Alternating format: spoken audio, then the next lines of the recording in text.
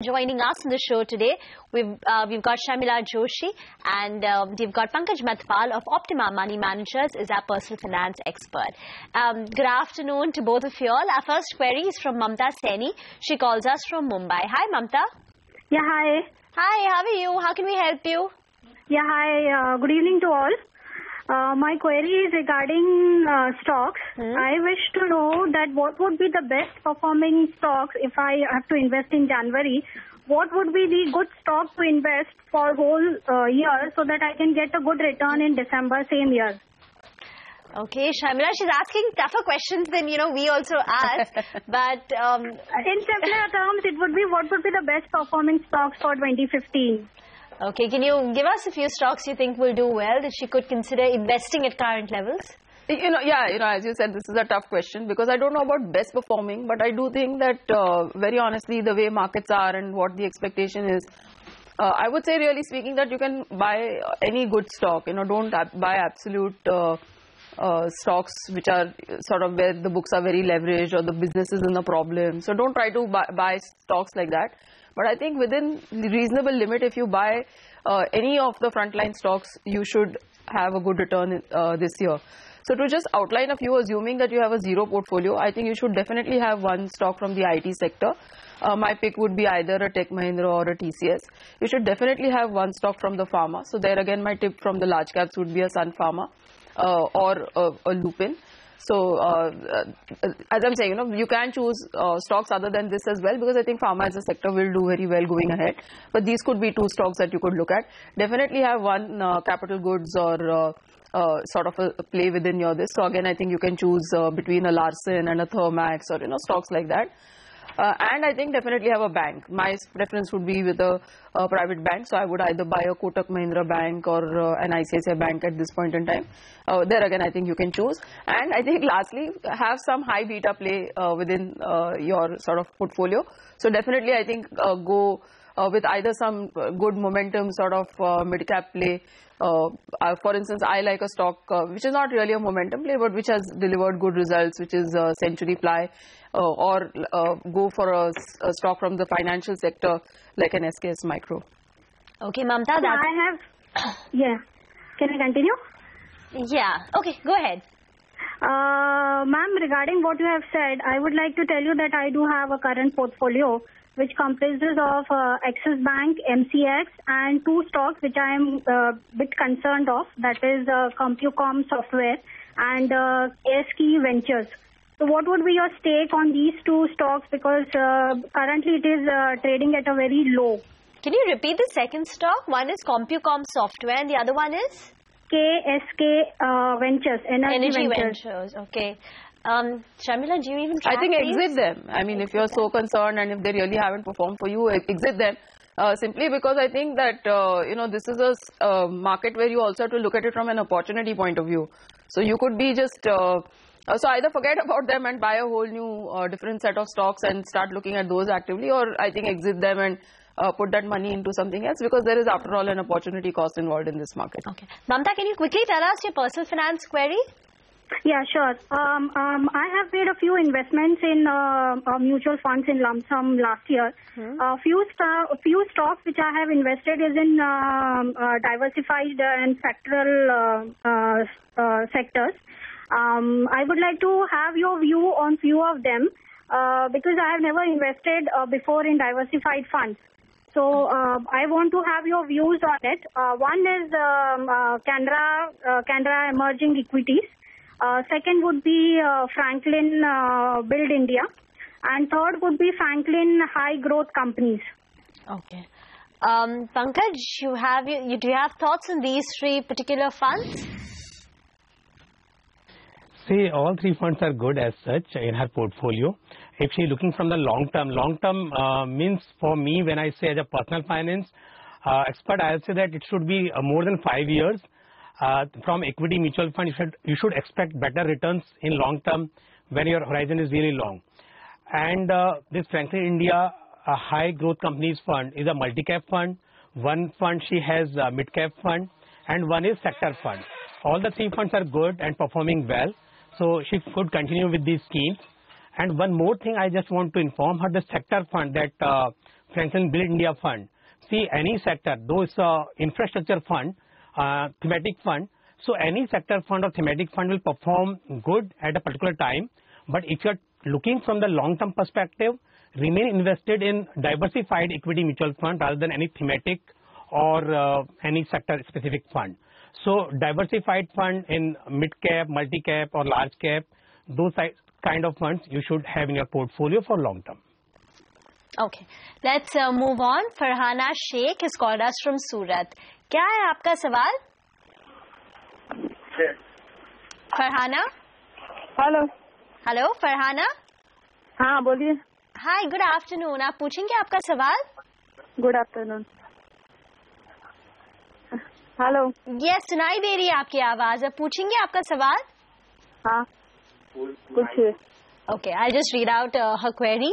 She's making a bit of a profit. She's invested in ICICI Bank. She's bought at a price of 350.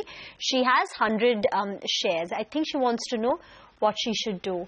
Should she just stay invested in ICICI Bank? I think so, because I think, just earlier I mentioned that you should have a private bank in your portfolio, and ICICI Bank would be one of the preferred banks. So, yes, I think the only, since her buying price is high, I would say that she would have to look at a year plus kind of a horizon for her to make decent returns from the current price. But that said, I think it's one of the better run private banks, and their results have been pretty good, in line, really above expectations in this last couple of quarters. So I think definitely stay put. Vishesh Prasad has written to us from Mumbai.